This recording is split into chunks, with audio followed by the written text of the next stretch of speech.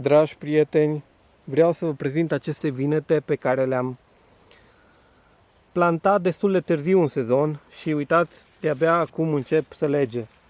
De-abia acum încep să lege fructul.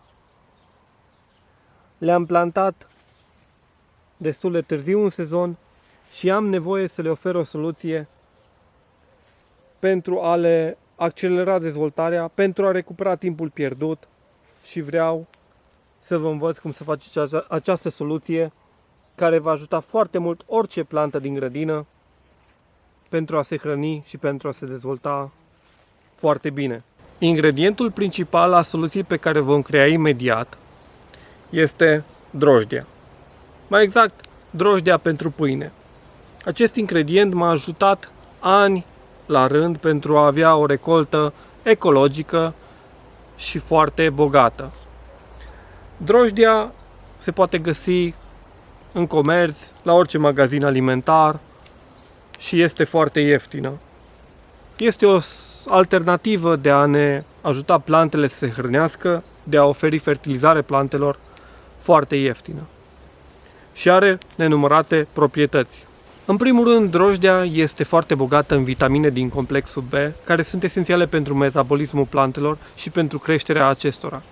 De asemenea, drojdia este plină de microorganisme benefice, care odată ajunse în sol, ajută în descompunerea micro- și macroelementelor pentru a fi disponibile plantelor noastre, pentru ca plantele noastre să se poată hrăni cu îngrășămintele pe care noi le punem acestora. De asemenea, drojdia ajută foarte mult sistemul radicular, îl ajută în a se întări și în felul acesta planta poate să absorbă mult mai ușor apa când noi irigăm și micro- și macroelementele din sol. Haide acum să creăm soluția noastră de drojdie. Într-un recipient mic, cum ar fi acest borcan, puneți apă, dar apă fără clor. Neapărat apă care să nu conțină clor. Poate să fie chiar apă de la robinet, dar trebuie lăsată 24 de ore fără capac ca clorul să se evapore.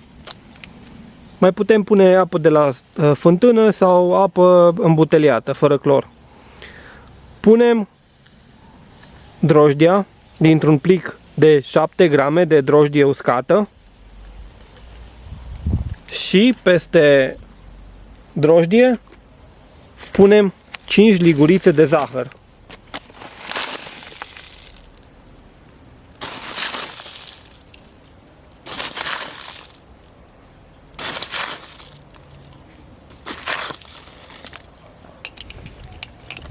Amestecăm totul până se omogenizează soluția.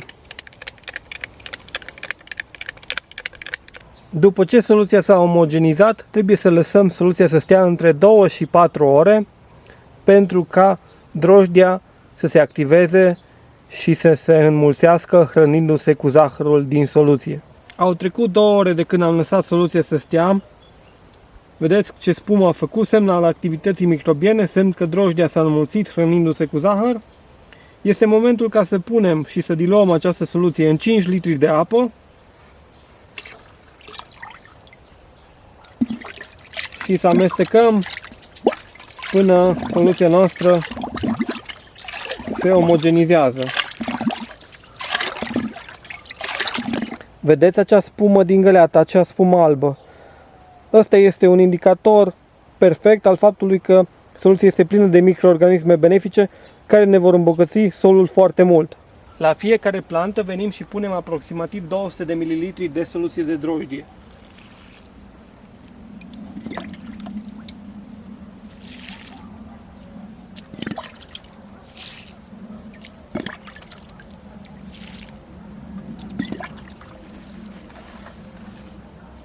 Această soluție se poate aplica și la alte plante, nu doar la vinete, pentru că nu planta este cea care beneficiază în mod direct, planta beneficiază în mod indirect, solul este cel care beneficiază în mod direct și prin faptul că solul beneficiază în mod direct și planta noastră beneficiază.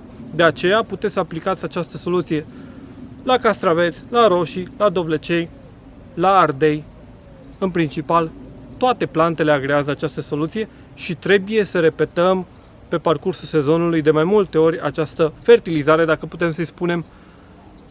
O dată la 2 săptămâni ar fi ideal dacă am reușit să venim și să punem această soluție la rădăcinile plantelor noastre. Îți mulțumesc foarte mult că m-ai urmărit. Te rog să-i dai un like. Scrie-mi, te rog, în secțiunea de comentarii dacă tu ai mai folosit drojdie până acum în grădină și dacă ești mulțumit de rezultatele drojdii. Și te rog, împărtășește acest video și cu un prieten și să nu mai zic că dacă vrei să vezi și alte videouri de genul acesta, te rog să te abonezi, e atât de simplu, e gratuit, apeși doar acolo abonare și apeși pe clopoțel și de fiecare dată când eu voi scoate un video nou, tu vei fi anunțat de către YouTube că a apărut un video nou.